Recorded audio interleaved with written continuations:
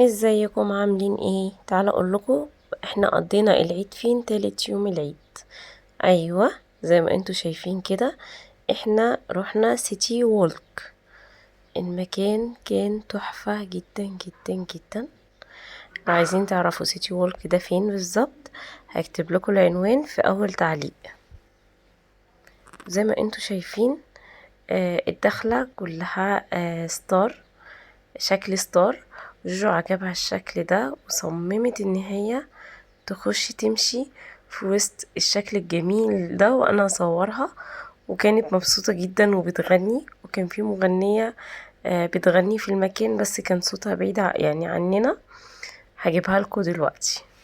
كان نفسي اتصور معاها وانا ماشية في شكل الستار ده، بس للأسف يعني حاولت ان انا اتصور انا وهي ونجيب لكم الشكل الكاميرا بتاعت الموبايل ما ساعدتش، فما كانش في اختيار غير ان انا اضحي وما اتصورش وهي تتصور وهي ماشيه في وسط الشكل الستار الجميل ده، وكانت بتغني.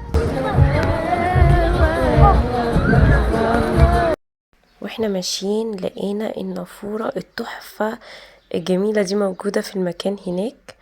زي ما انتوا شايفين كده حاطين ترابيزة وكرسي في وسط النافورة، وكان شكلها تحفة.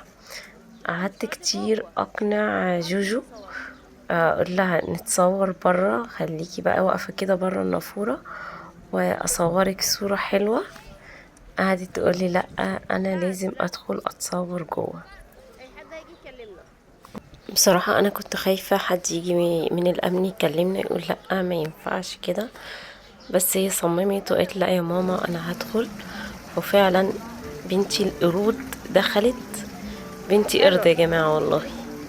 دخلت وقعدت وقالت لي صوريني بقى يا ماما، وهنا حطت رجل على رجل وسندت على الكرسي وعايزة تتصور بقى. قلت لها لا يا حبيبتي ما تحطيش رجل على رجل، نزليها كده ونقعد كويسين احسن الكرسي ايه ياخدك ويتقلبي بره تتقلبي ورا في المية. بلاش إيه تسندي قوي بقى، يعني خليكي ايه واحدة واحدة كده عشان ما تتقلبيش في المية، هنجيبك منين. قعدت بقى صورتها كام صورة حلوة كده وهي قعدت تعمل حركات، مرة سرحانة، مرة حاطة ايديها على خدها، مرة مربعة ايديها. خدت لها شوية صور حلوين. طبعا انا كمان كان لازم اتصور، ما ينفعش. دخلت عملت زيها ودخلت صورت كام صورة حلوين كده. بصراحة الصور طلعت تحفة وجميلة جدا.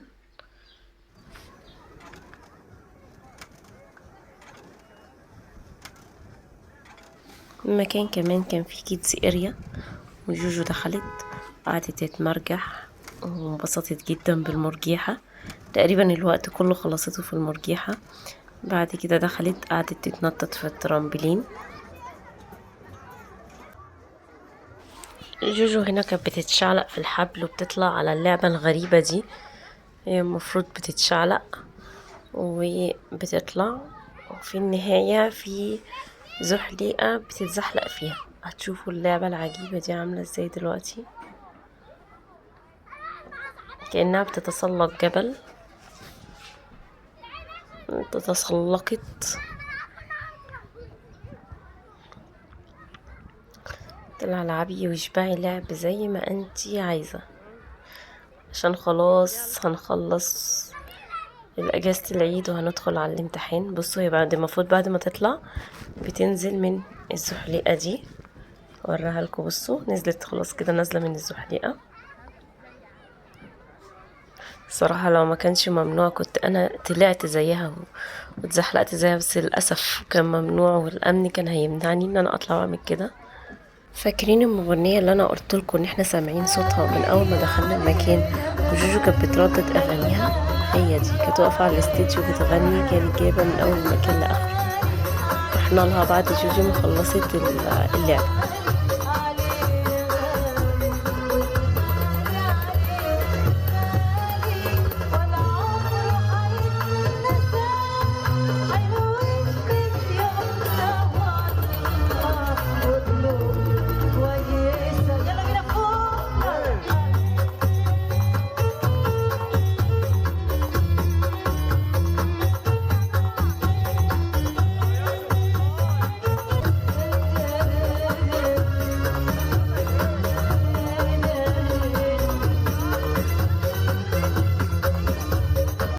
بعد ما خلصنا بقى كل ده خلاص، جوجو كانت تعبت من اللعب وانا تعبت من كتر ما انا واقفه على رجلي.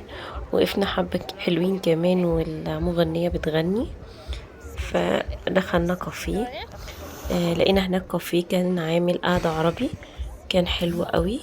دخلنا وقعدنا. للاسف انا عايزه اقول لكم احنا هنا بنصور والموبايل فيه انفاسه الاخيره، يعني الموبايل كان هيفصل خالص وخلاص. يعني كويس ان هو صور معانا وكمل معانا.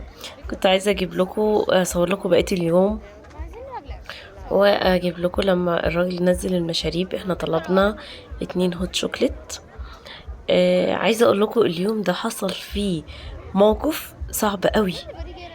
المكان ده يا جماعه مشكلته مفيش مواصلات واحنا معناش عربيه. كانت الساعه بالظبط 12:30 بالليل. الموبايل فصل شحن. سألت الراجل بتاع الكافيه ممكن اشحن الموبايل، قال لي ان انا مفيش جنبي كهربا، وممكن تحطيه جنب حد تاني جنبه كهربا. خفت جدا بصراحة على الموبايل، وما كنتش واثقة بصراحة ان انا احطه جنب حد. المهم ايه، شربنا المشروب بتاعنا وقلت لها يلا يا جوجو نمشي بقى عشان ايه نلحق، لان الموبايل خلاص فصل. موبايلي فصل وموبايل جوجي مفهوش نت، فصعب جدا ان احنا نروح. وقفنا على الطريق برا، كان الجو ساقعة. الحمد لله لقينا ميكروباص معدي بالصدفة من جنب المكان، خدناه وروحنا على البيت جري بجري. ده كان يومنا وانا وجوجو هنا. اول ما دخلنا كنا بنقول لكم ازيكم، ويا رب تكونوا انبسطتوا معانا في يومنا الجميل ده. وهكتب لكم في التعليقات سيتي وولك دي فين بالظبط. هي في الشيخ زايد، هكتب لكم بالظبط فين. باي باي، كل سنة وانتوا طيبين.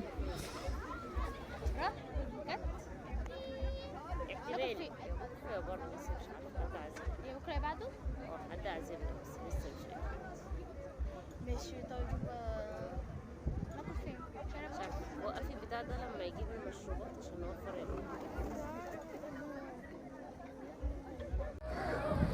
اخر براء. يلا كده هجيب النجوم ولا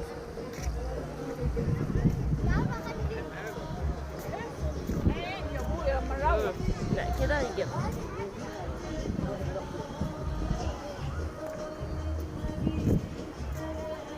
بس نقلبها بقى نوري الناس اخر براء. يلا كده هجيب النجوم ولا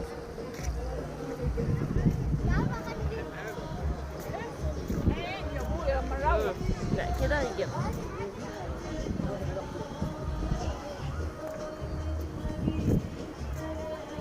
بس نقلبها بقى نوري الناس